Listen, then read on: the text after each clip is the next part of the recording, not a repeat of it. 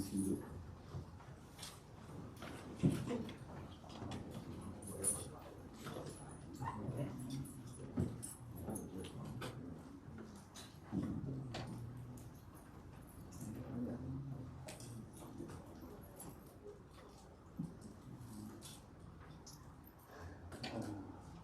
I love that song. As we think about it. Oh. When we prepare our hearts. And I just think about so many different things of fear moments in my own life.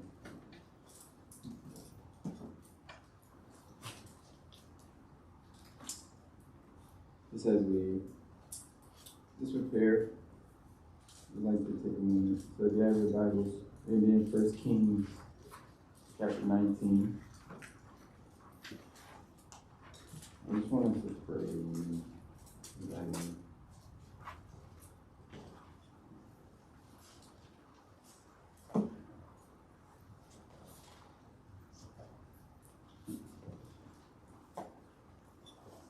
God, thank you for your mercy and grace towards us.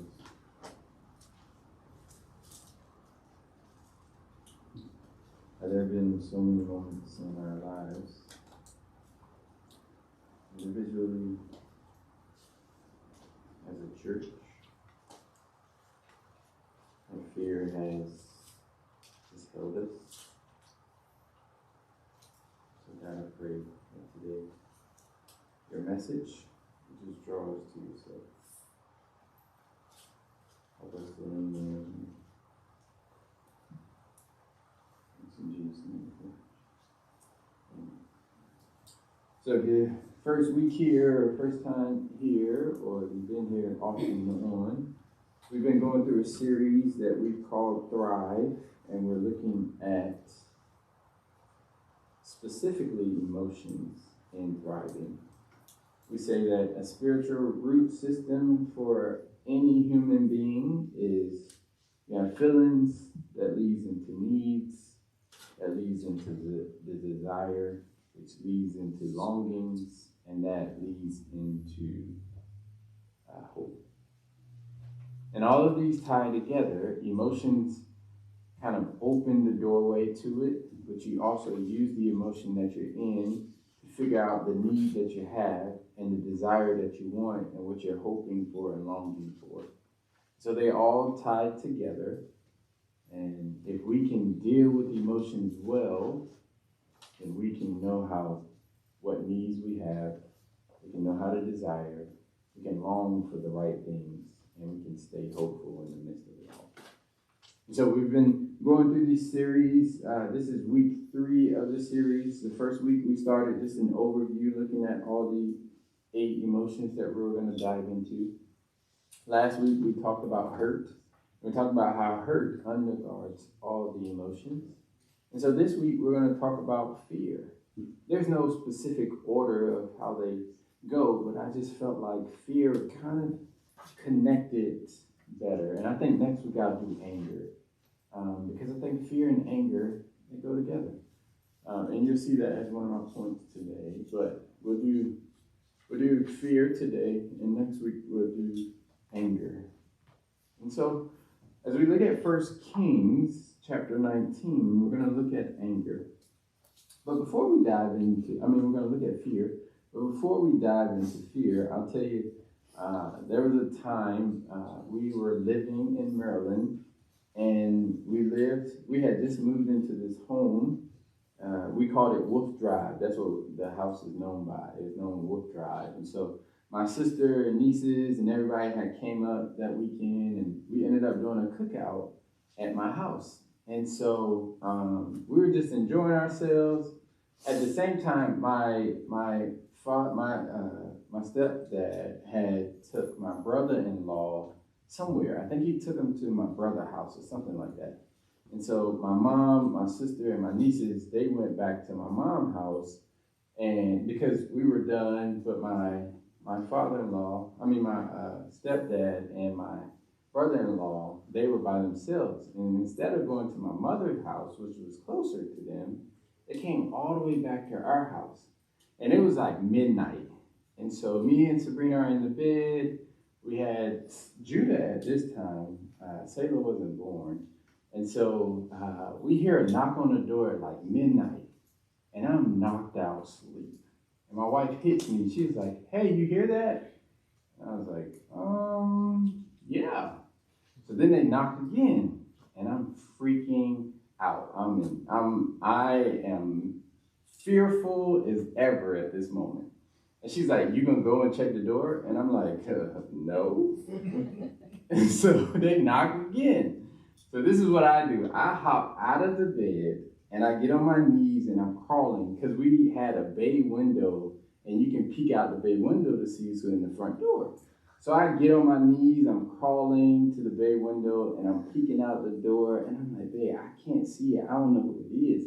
She was like, "I need you to go check the door because people are knocking on my door and it's midnight." And I'm like, I'm scared. And so finally I get to a point where I can see them and I'm just so afraid. And then when I see them, I'm like, it's just Papa and Adrian. They just at the door. So at this point, when I'm getting up to go to the door, they hop in the car and they start leaving. And the whole time I am in fear because I'm like, our newborn baby is in the bed with us, or Judah's 2 at this time. He's in the bed with us. Me and Sabrina are there. We just moved in this community. I don't know anyone. They're knocking on our door at midnight. This doesn't seem good. And the house we lived on, it was a corner lot, and it was like pitch dark. And I'm like, yeah, this is not cool. We're not going to do this. But that was one of those moments of fear. But I was controlling the situation. I was yelling at her. I was angry because I'm like, I'm afraid, and I need you to not tell me to go because I'm just afraid of going right now. But fear just created this thing where I wanted to control the outcome of what I was doing, and it led to rage of me, like, this is not going to happen. But the reality is we all deal with fear, but how do we process fear in a healthy way? Like, don't be like me that gets so controlling that you try to get your wife to not say anything or to ignore that somebody's at the door. Or yell at her for making you stand up and be brave. But fear drives us one or two ways. And I think what we're going to see in this text is what does fear do to us? And how do we navigate when we experience fear? And what I would like to say for us, this is the thing that I want for us to have. Like, let your fear drive you to faith and wisdom, and not to the end result of control and rage. Because it can go one way or the other. And we're going to see in this text with Elijah, what happens? How can Elijah have done this? How did Elijah get to a point of this? Okay? And so before we get into 1 Kings chapter 19, it might be helpful for us to understand the context of what's going on in chapter 18 leading up to chapter 19. So 18 into 19, Elijah gets into this competition with just the prophets of Baal. And so Elijah gets to this point where he says to the prophets of Baal, he says, let's have a competition, okay? Let's have a competition. And this was the competition going to be. He says, what I want to do, we're going to see who God is actually real. Okay, we're going to see who's God's real, and this is going to be the competition. What's going to happen is we're both going to create basically a fire pit, and we're going to set something on the fire, and whoever God comes and consumes whatever is on the fire pit, that's a real God. And so he says that. He says, whoever God comes and consumes everything, that's the real God. So Elijah sets his. And when Elijah sets his fire pit, he basically pours a bunch of water on it. So he just consumes it with water. The pit got water. The thing that he wants to light up has water. The trenches around it has water, all that. But then the prophets of Baal, their pit doesn't have water. It just has what it is on it. And so Elijah says, okay, call on your God. Tell him to consume this with fire and see if it happens. And so Elijah started making a joke out of it because they're calling for their God, and for some reason he's not answering. And then Elijah makes some jokes. He was like, man, he must be using the bathroom. Like, he must be doing something that he's not responding to y'all. So it becomes this joke and all this. And then Elijah gets to a point where he says, okay, I'm going to call on my God. So he calls on God of Israel, and he calls on him, and God just consumes his altar. The water that's there, all that, it just sets on fire. And it just shows. And so Elijah says, hey, choose this day, basically. Are you going to go with your God, Baal's, or are you going to go with the true and living God who consumed this and burned this up? And so Elijah, basically, his chest is out. He's bold. He's strong. He's like, look at my God. Look what he does. And then in the midst of that, what happens is Elijah kills the prophets of Baal. God has them kill the prophets of Baal. And so then Elijah does all this, and Ahab, who we've seen in the first verse, take on, Ahab hears about this. But Ahab's wife is Jezebel. And so in the midst of this, Ahab goes back and tells Jezebel everything that Elijah just done. And that's where we get into the context of where we are in chapter 19. And so it starts off, Elijah has this huge successful moment with God, and God just came through and just moved in a powerful way. But then we find Elijah where we are finding. So picking up in chapter 19, verse 1, Elijah hits the scene. Verse 1 in chapter 19 says, Ahab told Jezebel everything Elijah had done. So that's going back to chapter 18, how he had the consuming fire, how he killed Baal's prophet, all this, and how he had killed all the prophets. You see that? And so Jezebel sends a message to Elijah saying, may the gods punish me and do so severely if I don't make your life like the life of them by this time tomorrow. So Jezebel comes out and threatens Elijah. And one thing that I've experienced and I've seen so often is oftentimes fear comes after having a success or accomplishing something. Oftentimes, you do something good, you have some success, and then you let your guards down for a moment because you're celebrating, and sometimes, fear just creeps in. It just pops in. Think about Elijah's moment right now. He just had a successful moment. He just defeated the prophets. He just had God move on his behalf. He's seen a successful moment, and then in a few hours or a few moments, now fear approaches. I think about Paul after he gets served his Damascus road, and he's trying to connect with believers. Next thing we know is the people are trying to kill him. And Paul's he goes on hiding. And for some reason, I don't know what it is. I think about even after I preach on Sundays, I tell Sabrina, if I don't get back into the Word, I can find myself back in fear. After doing something, accomplishing something, seeing success, sometimes fear just creeps back in. And it creeps back in the most unique way. I think about us just closing on our house this week. Literally, within hours of us signing the papers, fear creeps in. I get a call from someone, and I just felt like this pressure, intimidation, all this stuff happening, and then fear creeps in with me. And it's just a successful moment. We just signed, we got the key, we ready to go in, we hadn't been in the house in a while, now we own it, and it's this fear just creeps in. And it's sad, oftentimes, after a successful moment or accomplishing something, this fear just creeps into our lives. And so we see here fear creeping in. And then the text says, so Ahab does this, and Jezebel threatens Elijah through a messenger. And then Elijah gets to a point, you see verse 3, it says, then Elijah became afraid. He just feared. And you know what's interesting? You know what's really, really interesting? We never fear the unknown. There's not a such thing of fearing the unknown. We never fear the unknown. Why did Elijah get afraid? Look at chapter 18, verse 4. It says this.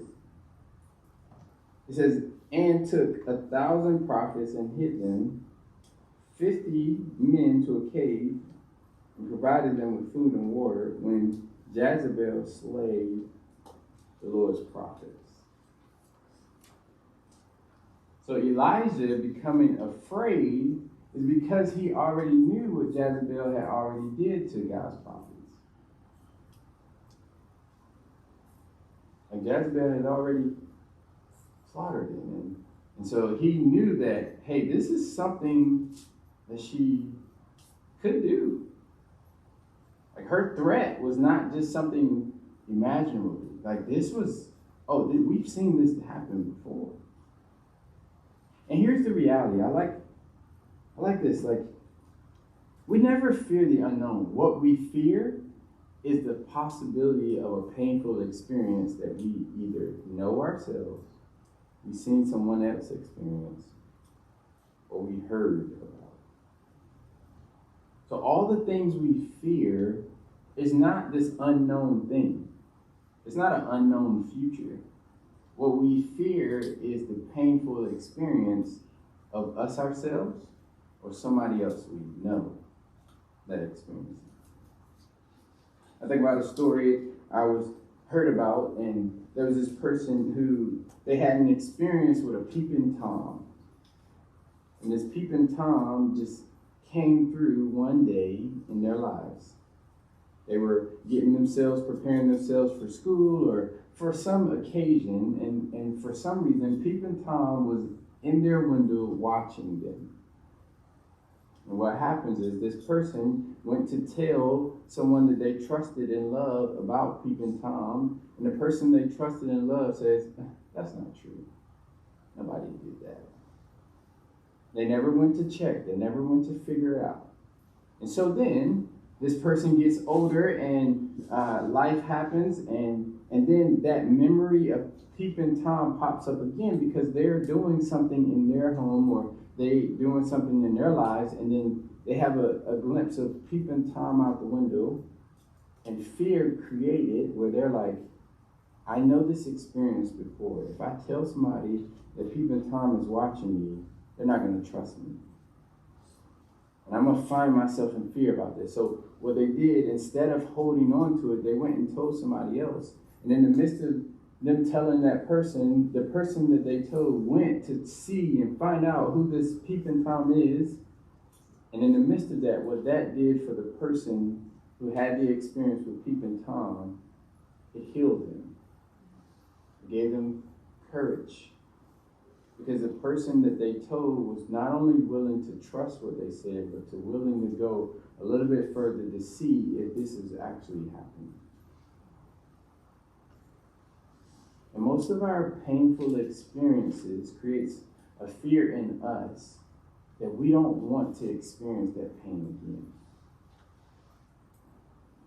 That's why our fears, it's never about an unknown. It's about a past experience or experience we know of somebody else that experienced something and we fear experiencing that same thing again.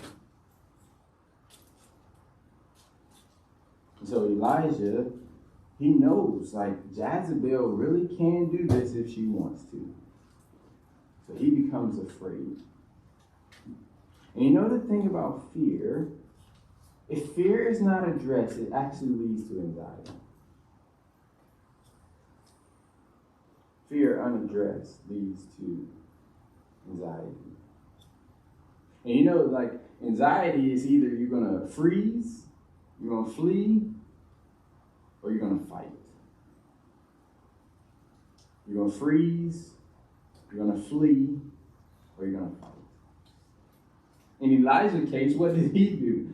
Verse 3, it says, Elijah, not only did he become afraid, he immediately ran for his life. He immediately ran for his life. But fear leads to anxiety. Anxiety is where you're either going to freeze, paralyze, we're going to fight, or we're going to flee the situation. In Elijah's case, because of fear, he flees. Like Elijah doesn't even take a moment to, hey God, where are you? Now think about this. Just a chapter over, Elijah just had a successful moment with God. He was with God. He's seen him be the consuming fire. And now, because of the words of a person, he's running.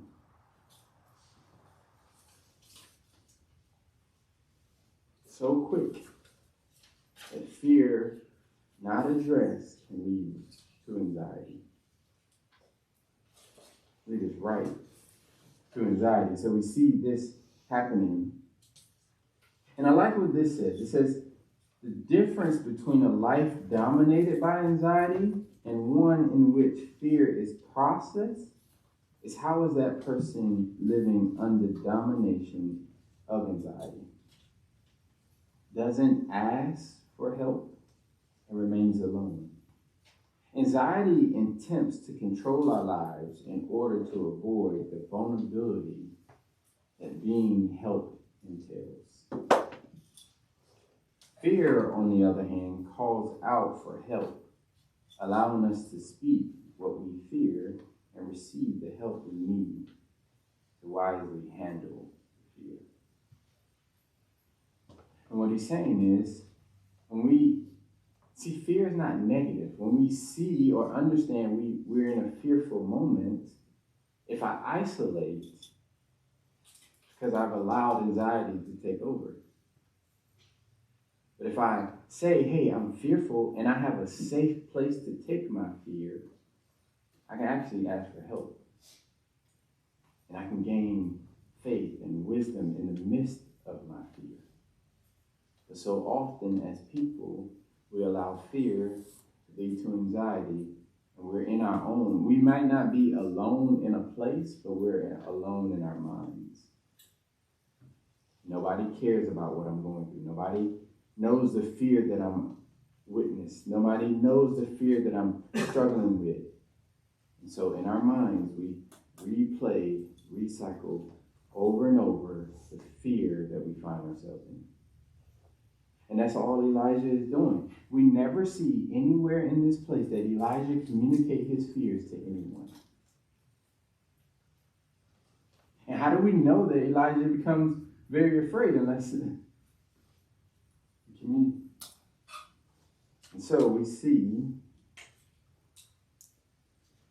that fear unaddressed leads to anxiety. But then we also notice that fear controlled by anxiety, it impacts the craving for relationship that we all have.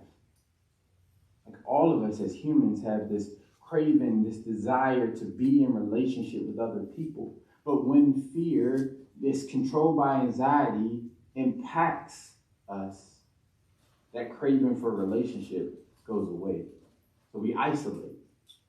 Think about Elijah. He isolates. Look at the verse. It says, he immediately ran for his life. And when he came to Bethsaida, that belonged to Judah, he left his servant there. So he was with someone in the midst of this. But his fears caused anxiety that one, he didn't recognize even his own relationship with creation. See, Bethsaida was a place where there was a well to drink to be satisfied. Or it can be a place where you make a statement or a pledge or vows because you've experienced something and you never want to experience that again. So it's two options. We can even find ourselves where we can be satisfied, where we drink for the well, or we can find ourselves making vows that this will never happen to me again.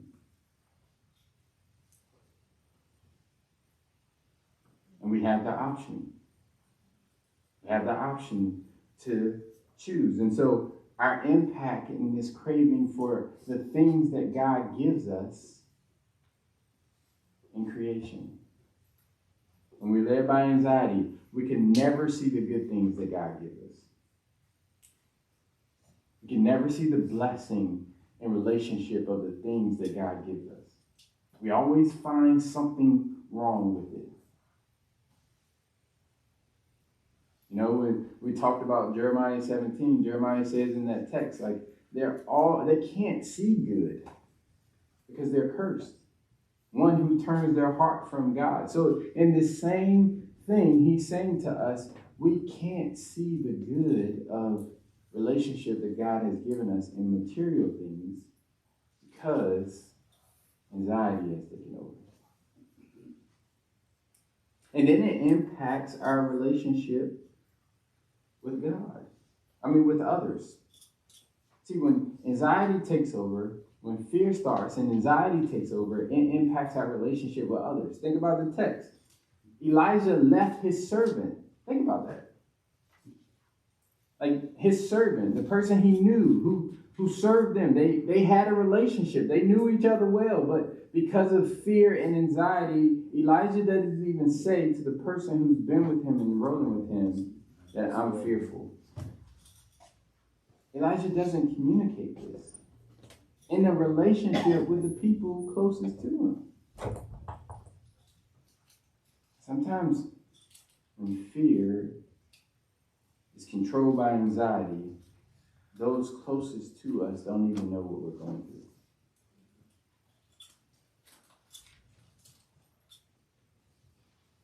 And not only does it just impact that relationship with those closest to you, I think about me and Sabrina when there are moments where she sees that I'm becoming fearful and I'm shutting down and I'm isolating. The first thing she says is, you know, I've been married to you for 10 years, right? And I don't like that. Because all she's saying at the end of the day, you know I know you, right? And I can think Elijah's servant is saying that same thing. I see it on your face. I see the fear that you're wearing. And you know I've been your servant for years, right? And many of us, we do a good job of lying and saying, oh, I'm okay. You know, I'm just tired. I need some rest.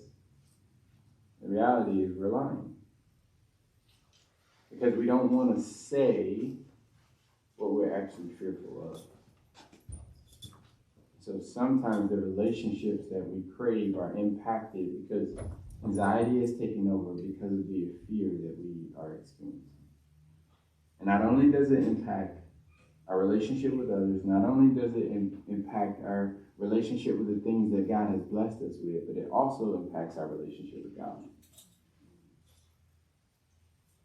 Like Elijah goes to God in prayer, but Elijah really wasn't in prayer. He was verbalizing what he was feeling, and he didn't even listen to God's response.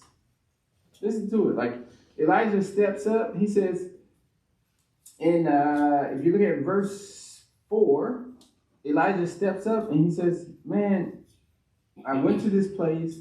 I'm on this journey. He sat down on the broom tree. He prayed that he might die. And he said, I have had enough, Lord. Take my life, for I'm no better than my ancestors. Then he lay down and slept under the broom tree. So Elijah, look at his relationship with God. His craving desire to hear from God, for God to meet his needs. He goes to God, have a one-way conversation, and goes to sleep. He doesn't even listen to or care about what God has to say.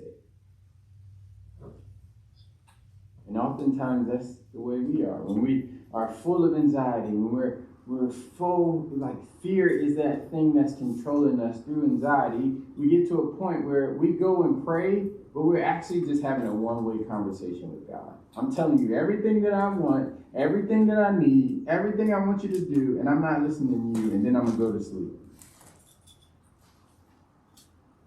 And you know how it is. Like you get into those moments of prayer, and you do a quick prayer, and then it's like, all right, I'm done praying. But we took no time to listen to God.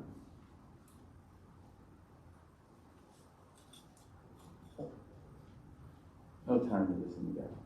But you know what I love about God? He's merciful even when we're full of anxiety, full of fear. God doesn't say anything to him. Because what often happens is fear often causes us to neglect self-care.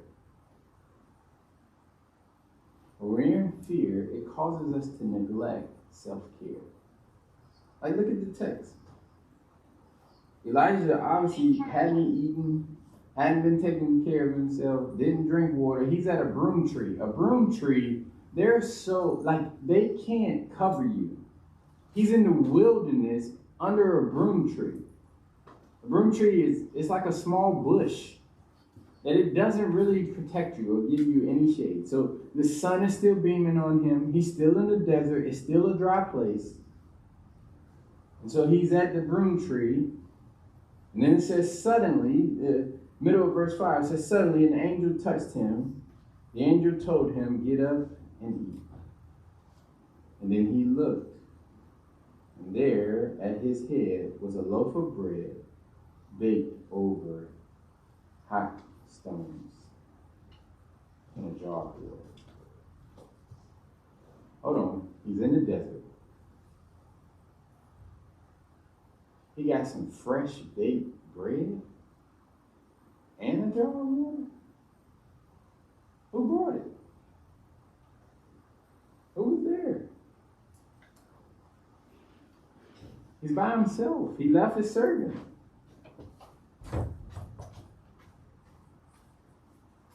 Like, think about that. Like, I think sometimes we read over the text, but when we look at what the text is saying, like, he's under a broom tree that can't provide, but he got fresh baked bread and he got a jar of water.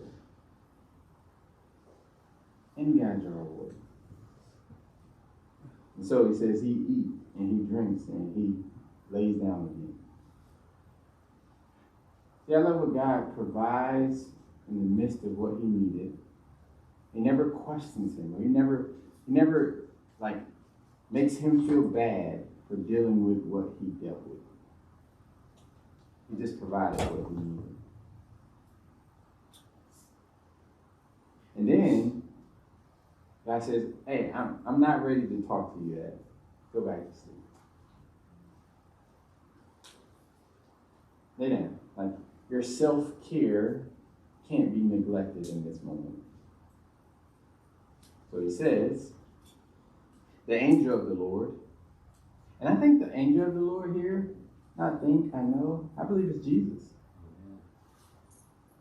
The text makes it clear that Jesus not only is the bread of life, but he provides manna for them in the wilderness. So I think this is just a moment of Jesus coming down, being the bread and the living water and the living bread for him in this moment.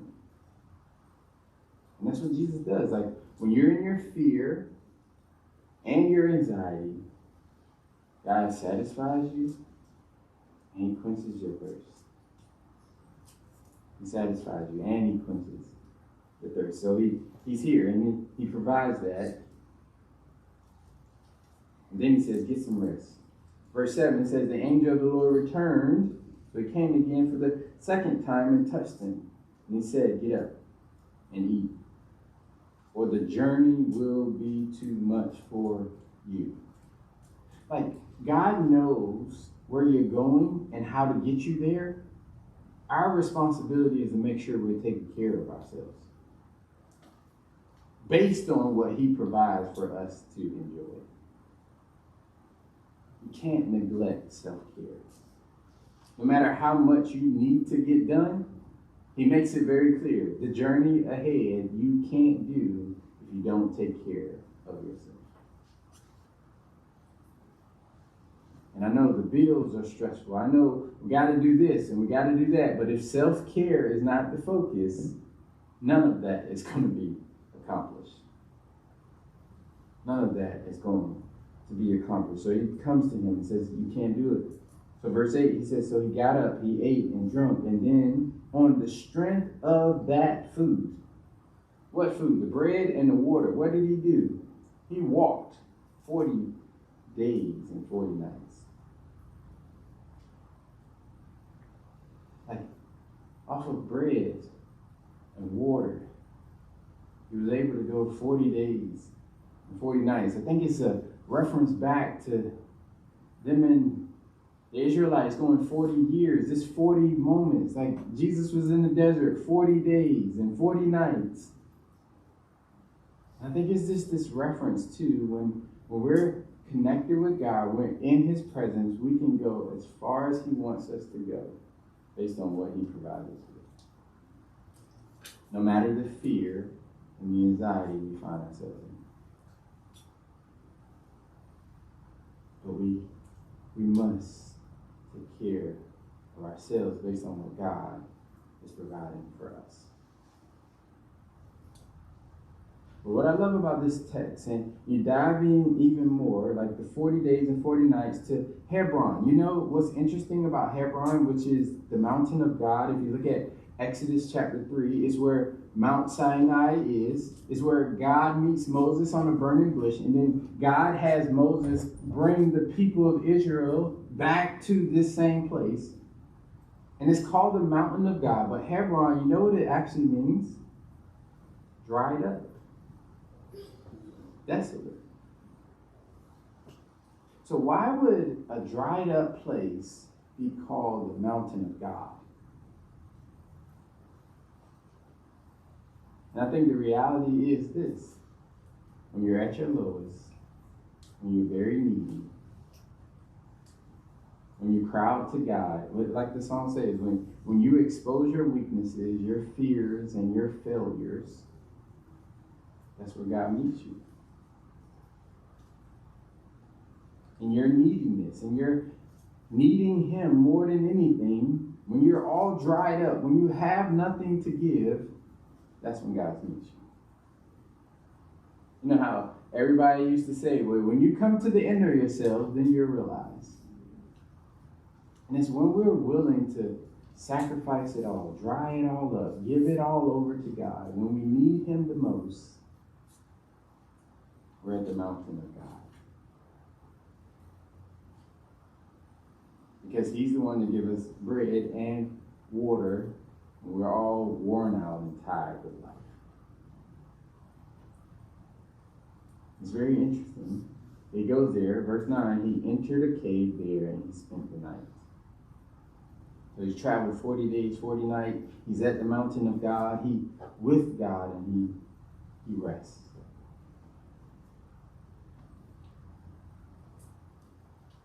He rests. But I love in verse 10, and then in verse 14, you're going to see this said again over and over. Fear and anger are necessary companions. Fear and anger are necessary companions. Anger is communicating, I have a passion for something, and I want to see it fulfilled. Look at the verse 10. He replies. In verse 9, the end of verse 9, suddenly the word of the Lord came to him, and he said to him, what are you doing here, Elijah? And Elijah says, I have been very zealous. I have anger towards Lord God of armies. I have this passion, desire. I want to see God's people do what God called them to. But the Israelites have abandoned your covenant, tore down your altars, killed your prophets with the sword. I alone am left, and they are looking for me to take my life. Like, he's angry. Because he's trying to do a good thing. He wants to be faithful to God, but in the midst of that, what he's experiencing is fear. He's experiencing fear. And you see this in verse 10. Same thing is going to happen in verse 14. Before verse 14 happens, God comes to him again and answers him the question, why are you here, Elijah? But in the midst of that, what I see is oftentimes in fear, we expect God to appear in the way we think he should appear. In the midst of our fear, we expect God to appear in the way we think he should appear. So Elijah, verse 11, we see this happening. Then he said, go out and stand on the mountain of the Lord's presence. At that moment, the Lord passed by, and a great mighty wind was tearing at the mountains. wasn't in the wind. So Elijah thought God would be in the wind, but nope, God wasn't in the wind. And then there was an earthquake. Everything was shaking, out of control. God wasn't in the earthquake. And then there was a fire. At some point, you're like, all right, I see the wind, I see the earthquake, I see the fire. God, this has to be you now. And he said, nope, God wasn't in that. Where was God? A still small voice, whispering. It wasn't loud. It wasn't out of control. It wasn't shaking up everything. It was a still small voice.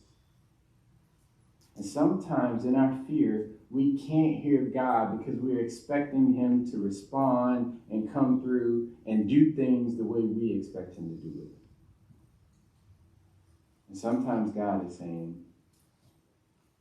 I'm over here. I'm so quiet. And if you pay attention to all the other things, you actually can't hear me. And you know what's interesting about this text? You can't see wind. You can see the impact of wind. Like, you know wind is happening because the leaves are going, not because you actually see wind. So we're so focused on the leaves flying or things happening in life that we actually aren't attentive to God. Because we expect him to move in a certain way. When he doesn't, we quickly say, well, that wasn't God. Or we use everything for a sign to be like, oh, God must be in this. And God might not be in that at all. Right. So sometimes, it's still small voice. And then what we notice is fear needs guidance and security. Fear needs guidance and security for it to be faith and for it to be full of wisdom. Because Elijah, he's honest now with God about what he's experiencing. And in verse 15, the Lord said to him, go and return by the way you came. So go back through the wilderness, go back to where you came from, and I'm going to tell you how I'm going to solve the fear that you find yourself in. I'm going to provide this person to be king, anointed king. I'm going to provide this person. And he says, if they escape this person, I got this person to take care of whoever escaped that. And if they escape this person, I got this person third who's going to take care of whoever escaped that. And most of the time, our fears is we want every level to figure out how is God going to solve it. And sometimes God is like, it's only for me to know that. Your job is to trust me in the midst of it. And that's the hardest part. Because we want to know everything before we actually face the situation in the midst of our fear. We don't want to take a step forward because we don't know how this is going to come out. But fear needs guidance. And I just want to give us, here's 4 things that I think will be very essential for us to deal with fear properly. Is this. 1, God is with you and in you whenever you face fearful moments in your life. We need that encouragement. Here in Elijah's case, he knew God was with him, but he forgot about the God that was in him and the God that was with him because the fear overtook him. And oftentimes we find ourselves in fearful moments, not seeking the God who's with us and in us in every situation. Second, God goes ahead of us as we step into the future. Like, anxiety is always trying to anticipate the future outcome. God is the future. So we can trust him. We can ask him for wisdom. Because he He knows the end from the beginning, so he knows where you're going in the midst of your fear. And then third, like, God never forsakes or leaves us. But we seek him for guidance and security in the midst of our fear. He doesn't leave us or forsake us. Now, if you feel like you can handle your fearful situation without him, he's going to let you. Until you dry up and go to the mountain of God. Like, you need to know that he's not going to leave you nor forsake you. However, if you don't need him, you don't want his guidance, you don't want his security, think about that. And then fourth, like, in the midst of your fearful moments, God is the only one that can give you strength and courage. You can't conjure up courage to face a situation. You can't build up courage to deal with something. Only God can do that. Only God can do that. And what do we need in the midst of our experiences of fear? Like, what is the biggest thing that we need in the midst of experiencing fear? And I think it's just this one thing that I want us to focus on. Don't neglect self-care. Don't neglect self-care. And you may be asking the question, what is self-care? How do I do that well? And what does that look like? I'm going to give us 4 things. That it's the first few hours of your day. It's the first few hours of your day for self-care. Here it is. It's 4 things, and then I'll detail them out. Sleep, prayer, movement, relationship. But all self-care is included. I'll say that for all of us, self-care, all of us, we all need 7 to 9 hours of sleep every night. Not emailing at 4 in the morning. All right? We all need 7 to 9 hours of sleep every morning. We all need it. We all need 30 to 45 minutes of prayer, meditation, reflection every day. We all need it. We all need 30 to 45 minutes of body movement, whether that's exercise, whether that's walking. We all need it. And then we all need relationship. Women need women, men need men. We all need relationship for self-care. So this week, however you structure your time, find ways to allow these 4 avenues to be in every day for you.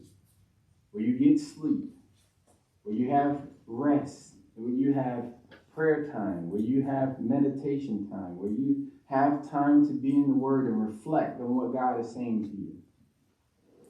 And you all need some movement. We all need some movement. Why? Because all of us get tired. We all get hungry. We all get worried. We all get stressed. Like, the only way that we can regulate is through self-care. Like, Elijah went down when the self-care was forgotten. We all need self-care. I think about Jesus in the garden, like, as he's going through so much, like, and he's dealing with he's navigating the reality that he's dying on the cross for each and every person who chooses God, and he dies for the sins of our world. He first looks at himself and said, I don't want to do this. What did he do? He met with God. He had a right relationship. He even went walking to the garden. He had time to reflect and meditate. He had time to be in relationship with friends. He took friends with him on this journey. And Jesus demonstrated for us all we need too. Like, we need self-care in the midst of facing different emotions and specifically fear. Because if we don't, fear leads into anxiety, which leads into control and rage. All we were communicating in the midst of fear is we need some guidance and security over the things we're going through. Which gives us faith and wisdom to trust. Because Elijah had to trust God, of God providing what he needed, and how he could wisely walk with the Lord in the midst of what he was facing. So let's let our fear that God allows in our lives to lead us to faith and wisdom, and not in control and rage. Let's pray. God, thank you for your grace and mercy toward us. God, I pray that we will be a people who will continuously take our fears to you. Psalm 111 reminds us that fear of the Lord is the beginning of wisdom. So God, would you help us to be a people who fear in the correct way, so that we can lean in faith and wisdom in every situation we go through. It's in Jesus' name we pray. Amen. And so, what we do now is just want us to commune together with the reality in mind that we have a God who wants us to bring our fears to him. And so, as you get the elements, what I want you to think about is, what fears are you holding on to that's creating anxiety within your life and not allowing you to gain wisdom and trust in God in the midst of what you're facing? So as Alan comes with the elements, I want you to take a moment to ask God, what is it that I'm not allowing you to take control over? What is it that I'm fearing that's causing me to not allow you to take it on?